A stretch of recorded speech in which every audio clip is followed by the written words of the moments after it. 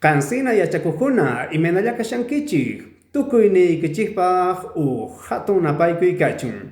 Kay kutepiqa kay manta askachimanta parlaricusunchik. Hina kaspaqa kallarina kachun. Bienvenidos queridos estudiantes a un nuevo video más. En esta oportunidad estaremos hablando de este sufijo manta con su función de procedencia. Recuerden que en el idioma quechua los sufijos tienen varias funciones. Concretamente, este sufijo manta debe tener aproximadamente como 9 funciones. Así que cuando tú veas un sufijo manta en una oración, pero que no signifique procedencia, es que tiene otra función. El sufijo manta siempre va a estar unido al nombre de la región, del país o de la ciudad que procede una persona.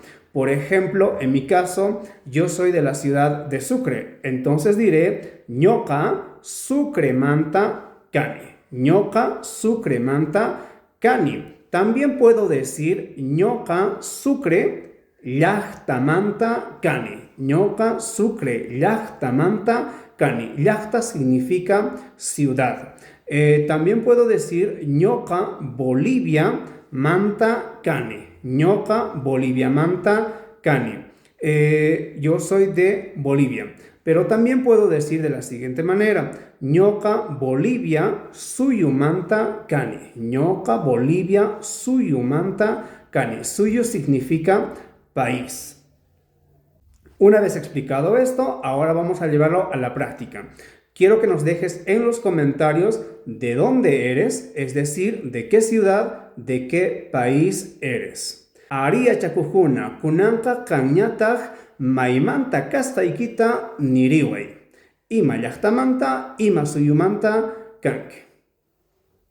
Espero que me hayas entendido cómo utilizamos el sufijo manta en su significado de procedencia. Con kashani yachakujuna, estoy olvidando algo importante. Quiero decirles a todas aquellas personas que han dejado sus comentarios que los leo todas. Sé que a algunos les he respondido, pero a muchos no les he respondido. Hay comentarios muy importantes y quiero compartir a través de un video. Entonces, en próximos videos estaré respondiendo a esos comentarios. Espera tu respuesta.